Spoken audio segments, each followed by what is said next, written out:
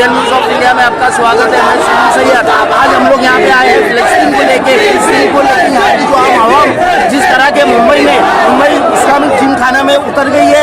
आइए हम देखिए किस तरह से यहाँ का जोश बताया जा रहा है और किस तरह से यहाँ पे इसराइल को कोसा जा रहा है, किस तरह से इसराइल का जो आतंक चल रहा है इस बारे में यहाँ के लोग काफ़ी दुआ करें और यहाँ के अबू हाशिम आज़मी साहब ने भी इस चीज़ को लेकर स्पीच करे। आइए और आगे की जानकारी लेते हैं, तब तक बने रहिए। दोस्तों, भाइयों और बहनों, मुझे अफसोस है आज मेरी जबान नहीं खुल रही है कि मैं किसी जमहूरियत के मुल्क में रहता हूं या किसी डिक्टेटरशिप के मुल्क में रहता हूं। हमारे बुजुर्गों ने इस मुल्क को आजादी कराने के लिए कितनी बड़ी लड़ाई लड़ी। वो अंग्रेज जिसका सूरज कभी डूबता नहीं था, हमारे बुजुर्गों ने अपनी जानें देकर इस मुल्क को आजाद कराया। जमहूरियत है देश के अंदर। मैं बता दूं कि हमारा बैतुल मुकद्दस से बहुत बड़ा रिश्ता है। इसके लिए मैं नहीं बल्कि पूरी दुनिया का मुसलमान अपनी जान देने को तैयार है बैतुल मुकद्दस की आजादी के लिए। हमें रोकने की कोशिश मत करो। अयोध्या में एक बाबरी मस्जिद थी, उसे मिसमार किया गया।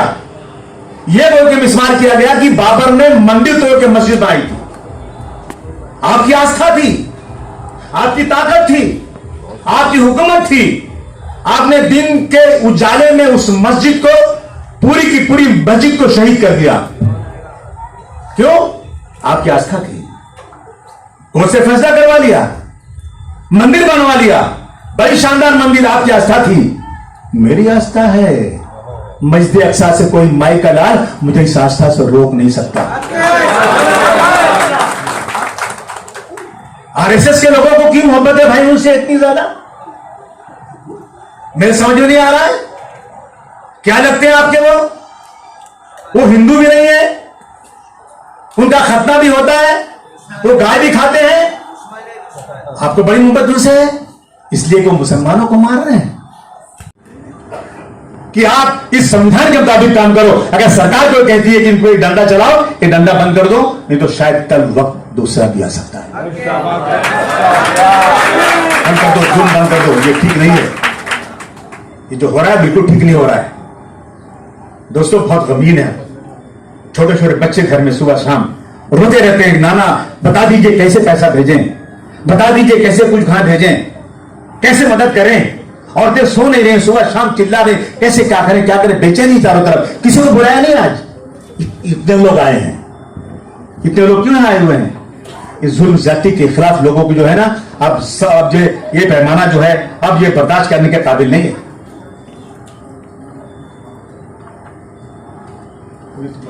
लेकिन एक बात कहूंगा कि जब आप निकलेंगे यहां से ना, कोई नारा मत लगाइएगा।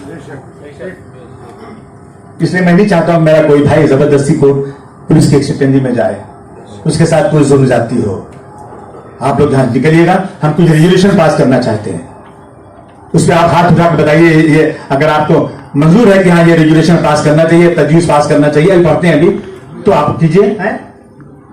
ये हम यूएन को भेजेंगे, यूनाइटेड नेशन को हमें तजवीज भेजना है। आप सब लोगों से गुजारिश है कि सुनिए आप, और इसके बाद इसको पास कीजिए, क्या करना क्या नहीं करना। और ये अब जो ये लड़ाई शुरू हुई है ना, ये चुपचाप बैठना नहीं है। फासला जितना है दो सांसों के बीच, फासला जितना है दो सांसों के बीच, जिंदगी से मौत उतनी दूर है। क्या डरना? अल्लाह ने पैदा किया है, जब जान जानी हो जाएगी, लेकिन बुज़दिलों की तरह से जीना नहीं है। कहा था टीपू सुल्तान ने कि 1000 गीदड़ की जिंदगी से एक दिन की शेर की जिंदगी बेहतर है। और वो कौम जो जिंदा रहने से ज्यादा मरने को तरजीह देती है, उस कौम को क्या डराते हो? क्या डराते हो हमें? हम डरने वाले लोग नहीं हैं, हम सच्चे रास्ते पर चलने वाले हैं। हुजूर सल्लल्लाहु अलैहि वसल्लम के बताए हुए रास्ते पर चलने वाले हैं, और हम इस दुनिया के अंदर इंसाफ चाहते हैं। लोग जाकर के एम्बेसी पे झंडा निकाल देते हैं इसराइल का, और वहां फलस्तीन का झंडा लगा देते हैं, कोई मुकदमा नहीं होता है।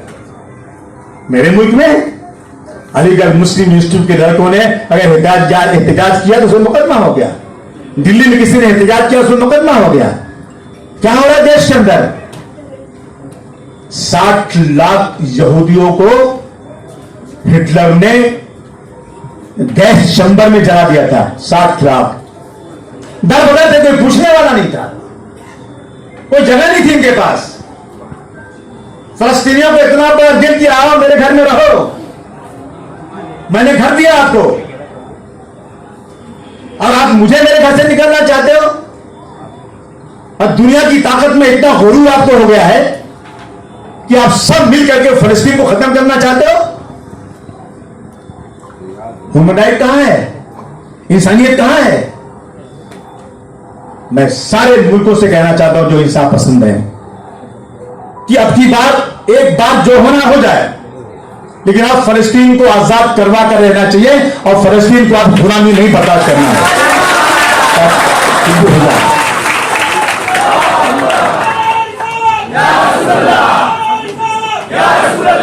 ये बैतुल मुक़द्दस हमारे बहुत से अंबियाए कराम का मस्कन रहा है। बैतुल मुक़द्दस जिसमें सारे फहरिस्त हजरत इब्राहिम अलैहिस्सलाम, हजरत लूत अलैहिस्सलाम, हजरत इसहाक अलैहिस्सलाम, हजरत याकूब अलैहिस्सलाम, हजरत मूसा अलैहिस्सलाम, हजरत दाऊद अलैहिस्सलाम, हजरत सुलेमान अलैहिस्सलाम, कितने नाम गिनाऊं? एक नारा लगाया जा रहा है, इस बारे में क्या बोलेंगे? बिल्कुल, हमें सबको खड़ा होना चाहिए। इसके लिए है बच्चे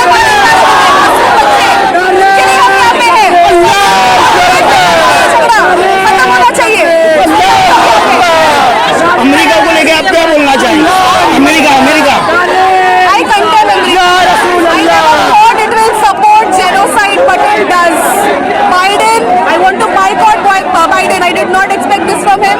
This is all a farce for money, just to maintain the trade relationships. $3 billion go into Israel in the industry to for armed forces and everything. Obviously, I am boycotting Biden. I condemn everything that they are doing right now. The way they ask us every time, do you condemn Hamas? Do you condemn the killing of the kidnapping of Israeli children? I condemn the killing of Gazan children, of Palestinian children. हम जरा 200-300 साल के पहले के इतिहास को अगर झांकेंगे तो जितने भी यूरोपियन हैं उन्होंने जो अमेरिका के इंडिजिनस लोग थे, जो मायन थे, जो रेडियंस थे, जो इंका थे, जो स्पेनो थे, उनके पूरे मुल्क को कब्जा करके यूरोपियन लोगों ने अमेरिका बनाई है। उसी तरह से ये जो जर्नलिस्ट लोग हैं, यहूदी हैं, उनके ऊपर जो अत्याचार हिटलर ने जिस तरह से बहरेनी के साथ में करीबन 60 लाख यहूदियों को मार दिया था, तभी हम लोग यहूदियों के साथ में खड़े थे। और यही पाकिस्तान की आवाम है, जनता है, उन्होंने यहूदियों को पनाह दी थी। लेकिन एहसान फरामोश यहूदियों ने जिस तरह से फलस्तीनी जमीन को छीना है उनसे, और आज जिस तरह से मानवता के ऊपर हमला कर रहा है इस्राएल, उसका हम लोगों ने निषेध करना चाहिए। मैं अबू साहब से विनती करता हूं, इसके आगे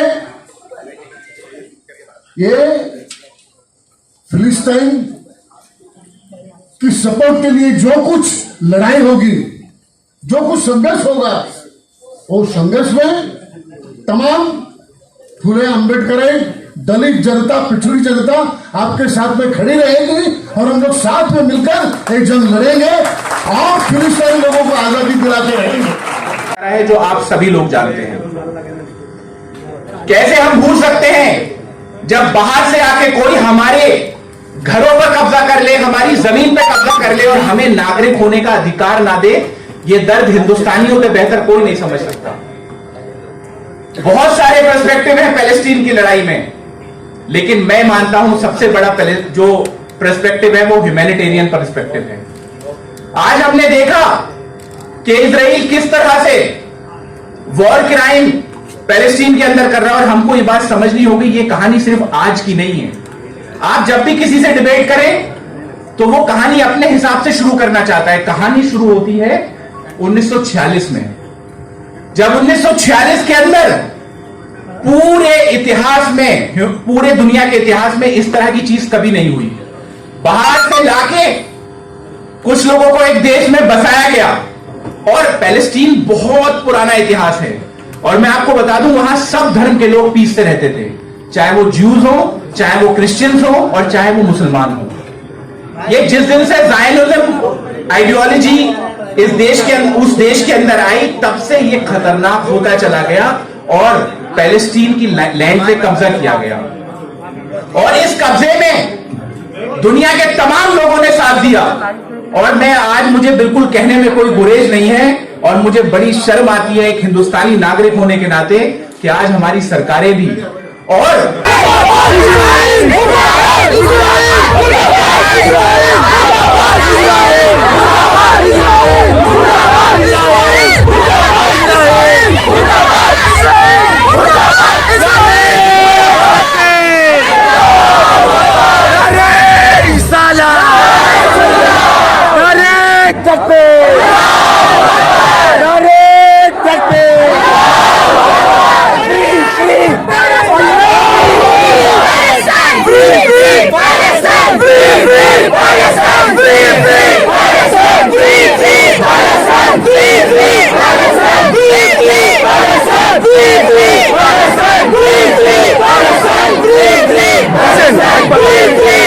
बात की गई कि चलिए 1967 के बॉर्डर्स में 2 मुल्क बना दिया जाए। इजराइल ने आज तक नहीं माना। इजराइल ने वो सारे यूनाइटेड नेशंस के रेजोल्यूशंस नहीं माने जो आज तक इजराइल के खिलाफ।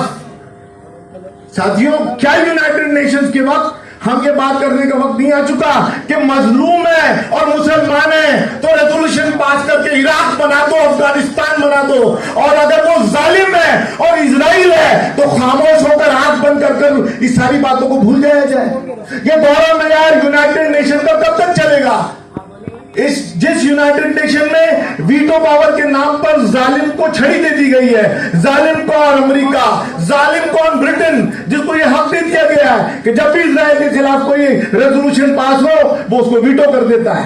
परसों के दिन जो रेजोल्यूशन 12 ममालिक ने पास किया कि इजराइल जालिम है और वो गाजा की तरफ जो इमदाद जानी चाहिए नहीं दे रहा, ब्रिटेन ने और अमेरिका ने उसको वीटो कर दिया।